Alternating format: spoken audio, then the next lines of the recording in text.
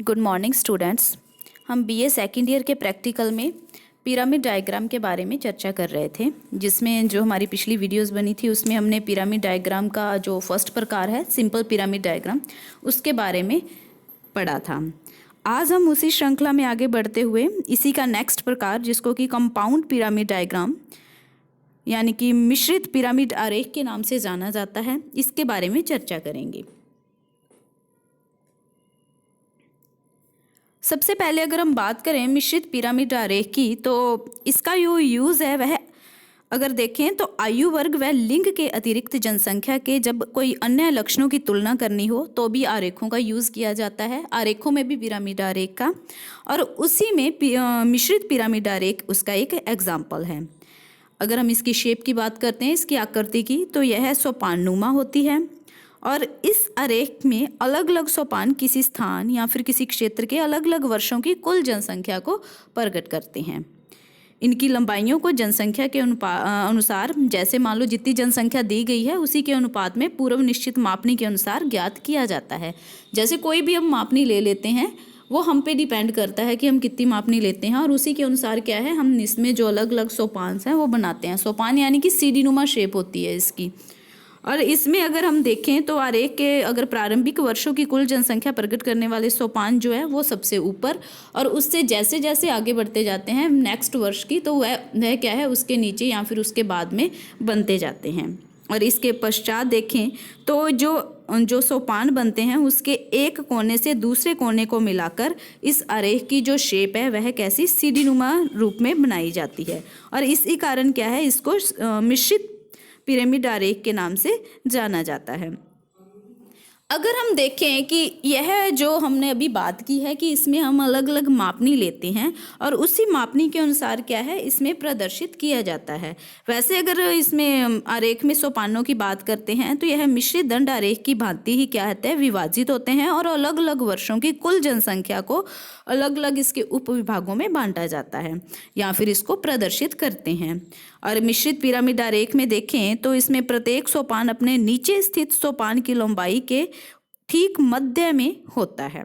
अतः सरलता के लिए इसको हम अगर बनाते हैं तो जैसे पहले पेंसिल से एक लंबवत लाइन खींच लेते हैं जिससे कि वो क्या है उसके बिल्कुल हाफ में खींच लें, और उसके दोनों तरफ क्या है फिर उसको बांटकर डायग्राम बनाया जाता है, जिससे क्या हो जाता है कि वह सोपान बिल्कुल एक दूसरे से जुड़ जाते हैं और उसके उपविभाग जो उसके उपविभाग किए गए हैं उसमें भी अलग अलग छाया भर देते हैं। अगर हम बात करें कि इसको बनाना कैसे है, इसकी मापनी कैसे लेनी है, तो इसके लिए हम एक एग्जाम्पल के तौर पर आपको शीट तैयार करवा रहे हैं। जैसे कि ये अपना एक सवाल है जिसमें क्या है कि आंकड़े दिए गए हैं और इन आंकड़ों के द्वारा हमने एक मिश्रित पिरामिड आरेख बनाना है। आंकड़ों में अगर देखें तो ये आंकड़े केंद्र शासित दिल्ली प्रदेश में ग्रामीण और नगरीय जनसंख्या की जो वृद्धि है 1901 से लेकर 1981 तक की, उसका डाटा दिया गया है। इसमें आप देख सकते हो कि ये आपने ऐसे ही लाइनदार शीट पर इसको बनाना है। जैसे ये वर्ष दिए गए हैं, ये वर्ष की सारणी बनानी है जिसमें 1901, 1911, 21, 31, 41, 51, 61, 71 और 81 ये ईयर मेंशन किए गए हैं।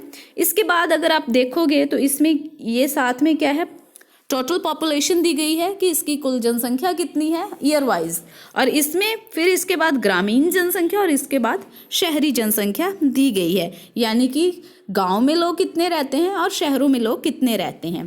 तो ये डाटा अपने को दिया गया है। अब हमने क्या करना है कि कोई एक मापनी लेनी है। मापनी भी वो लेनी है जो क्या है कि हमारा जो हम डायग्राम बनाएं उसको अच्छे से क्या है प्रदर्शित कर सके। अगर हम मापनी की बात करते हैं तो सबसे पहले मैं एक एग्जाम्पल के तौर पर आपको बताती हूँ। जैसे कि मान लिया हमने 1 सेंटीमीटर बराबर 2 लाख मनुष्यों की संख्या, ठीक है। तो ये आप लिख लेना कि 1 सेंटीमीटर बराबर 2 लाख, यानी कि आप अगर 1 सेंटीमीटर की लाइन खींचोगे तो वो कितने लोगों को प्रदर्शित करेगी, 2 लाख लोगों को प्रदर्शित करेगी। अब इसको हमने यूज़ कैसे करना है तो इसको देखें तो जैसे मान लो आप 1971 की पॉपुलेशन ले रहे हो। 1971 की पॉपुलेशन आपके सामने लिखी हुई है, कितनी है 35, 36, 396। इसको आप क्या करोगे, 2 लाख जो आपने अपनी मापनी मापी है उससे क्या कर दोगे, आप इसको डिवाइड कर दोगे। जैसे ही आप इसको डिवाइड करोगे तो जो आपका आंसर आ जाएगा वो कितना आ जाएगा, 17.68 सेंटीमीटर। ठीक है, यानी कि 17.68 ये जो आपका है ये इतने सेंटीमीटर का लाइन खींची जाएगी। अब इसको आपने क्या करना है कि इसमें जितनी आपकी जो ग्रामीण जनसंख्या है, ग्रामीण जनसंख्या आप इसमें देखो कैसे है। ग्रामीण जनसंख्या अगर हम देखें तो 1971 में कितनी है, 350438। तो इसको भी आप 2 लाख से डिवाइड कर दोगे। जैसे ही आप इसको 2 लाख से डिवाइड करोगे तो आपका आंसर आ जाएगा 1.75 सेंटीमीटर। मैं आपको एक करना बता रही हूँ कि आपने जो मापनी ली है उसको कैसे यूज़ करना है। तो 1.75 आ जाएगा, वो क्या आ जाएगा, इसकी ग्रामीण जनसंख्या आ जाएगी। अब आपने क्या करना है कि जो आपकी पहली लाइन थी वो कितनी थी, 17.68 थी, यानी कि 17.68।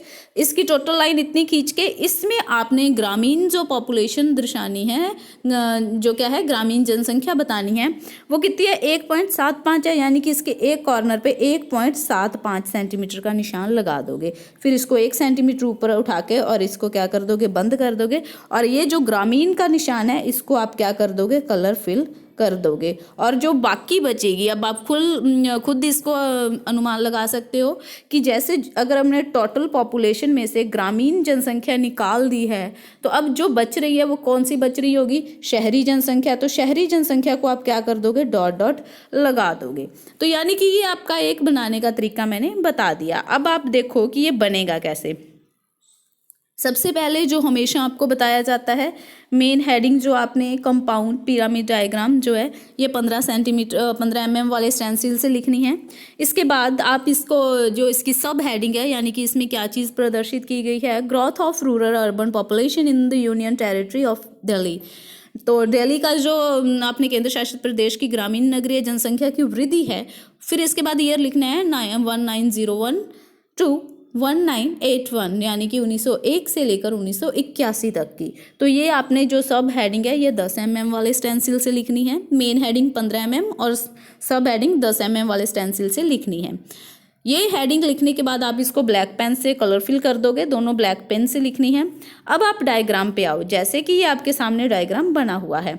डायग्राम में मैंने आपको बताया था, मैंने आपको 1971 की पॉपुलेशन बताई थी, लेकिन आप इसमें अगर सारणी में देखोगे तो सबसे लास्ट में जो कौन सी है 1981 की पॉपुलेशन है। तो उसको 1981 की पॉपुलेशन आप कितनी है वो देखो, 6196,414। तो ये जो पॉपुलेशन है इसको भी आपने किससे डिवाइड करना है, 2 लाख से डिवाइड करना है। 2 लाख से डिवाइड करने के बाद जो इसका आंसर आएगा, ठीक है, अब ये आप निकाल लो। और इसका जो आंसर निकल रहा है, जितना भी आंसर निकल रहा है उतने सेंटीमीटर की लंबी ये आपने एक लाइन खींच देनी है। अब इतने सेंटीमीटर की लाइन खींचने के बाद आपने क्या करना है, इसमें जो ग्रामीण जनसंख्या दी गई है, ग्रामीण देखो आप कितनी दी गई है, 443876। आप अपनी सारणी में देखना, इसको भी 2 लाख से डिवाइड करो। जो इसका आंसर आ रहा है, अब इस चीज़ को ध्यान में रखना, जो इसका आंसर आएगा उस पर आपने जो ये लाइन खींची हुई है उतने सेंटीमीटर का निशान लगा देना है। लगाने के बाद आपने 1 सेंटीमीटर की ऊपर उठा के और इसको क्या कर देना है, बंद कर देना है। फिर इसके बाद आपने 1 सेंटीमीटर का इस पर गैप दे देना, चाहे तो आप 0.5 सेंटीमीटर का दे देना, अपनी सुविधा के अनुसार जो आपकी शीट पर ये पूरा आ जाए। तो जैसे आप 0.5 सेंटीमीटर का या 1 सेंटीमीटर का इस पर गैप देने के बाद अब आपने जो चीज़ मैंने आपको बताई थी कि बीच में एक लाइन खींचनी है। बीच में लाइन का मतलब क्या है, जैसे ये जितनी लंबी लाइन खींची हुई है, फॉर एग्जाम्पल मान लीजिए आप कि ये जो आपकी लाइन है ये 18 सेंटीमीटर की है, एज अ एग्जाम्पल बता रही हूँ। जैसे मान लो ये 18 सेंटीमीटर की है तो बीच वाला जो हिस्सा है इसका वो कितना हो जाएगा, 9 सेंटीमीटर। अब आपने 9 सेंटीमीटर से सीधी एक लंबी लाइन खींच देनी है। ये लंबी लाइन मैंने क्यों खिंचवाई है, ये रफ लाइन है, जब आपका डायग्राम फेयर हो जाएगा तो इसको आपने इरेज कर देना है। इस लाइन को खिंचवाने का मतलब ये है कि जितनी भी जो आपकी दूरियां आएंगी, अभी जैसे मैं आपको 1971 का डाटा बता रही हूँ कि यहाँ पर आपने गैप दे दिया 0.5 सेंटीमीटर का। इसके बाद जो 1971 का डाटा था जो भी अपने ज्ञात किया था वो कितना आ रहा था, 17.68 आ रहा था। तो इसको आप 2 से डिवाइड करके देखो, ये 2 से डिवाइड करने के बाद कितना आ रहा है,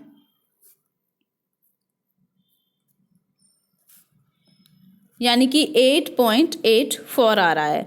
तो 8.84 का मतलब है कि 8.8 आ रहा है या फिर 8.85 आ रहा है। तो आप इसके 4 4 सेंटीमीटर की लाइन तो इस तरफ और 4.4 सेंटीमीटर की लाइन इस तरफ खींच दोगे। ऐसे जैसे ही आप ये लाइन खींचोगे ये क्या हो जाएगा, आपकी 8.8 दोनों को जोड़ दोगे तो 8.8 सेंटीमीटर की हो जाएगी। और इसका मतलब भी ये हो जाएगा कि ये बिल्कुल क्या है, बीच में बन गया।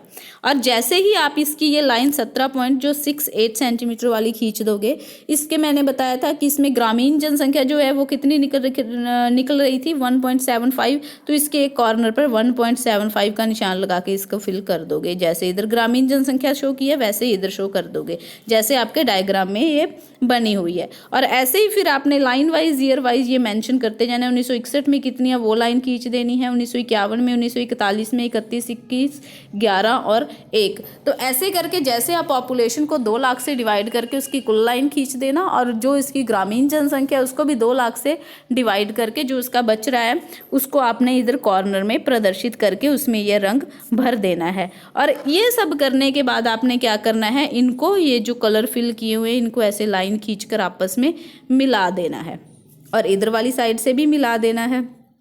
जैसे ही आप इन शेप को मिलाओगे तो आपके सामने बिल्कुल एक सीढ़ी नुमा या फिर सोपान नुमा शेप जो है पिरामिड की वो सामने आ जाएगी, जैसे ये डायग्राम बना हुआ है।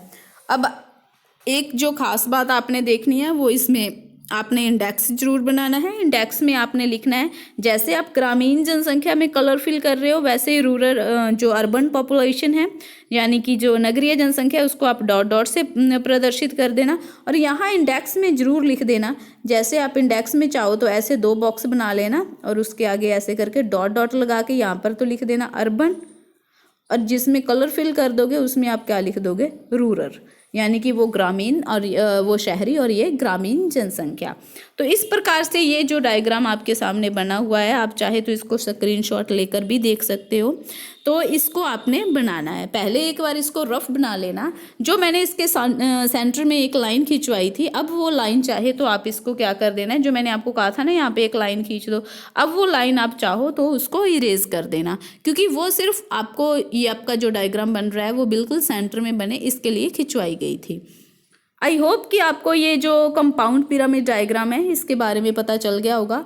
और इसको कंपाउंड पिरामिड डायग्राम और सोपान नुमा डायग्राम क्यों कहते हैं, तो इसका भी आपको पता चल गया। जो इसकी शेप बनी हुई है वह क्या है, बिल्कुल सोपान नुमा है, यानी कि सीढ़ियों की जैसी बनी हुई है, तो इस कारण इसको सोपान नुमा डायग्राम भी कहा जाता है। तो इसको आप अच्छे से बना के फिर इसको चेक करवा सकते हो। चाहो तो अगर आपको फिर भी ना समझ आए तो एक बार इसको वीडियो को दोबारा सुन के और साथ के साथ रफ डायग्राम बनाना, जिससे कि आपको पता चल जाएगा। Thank you.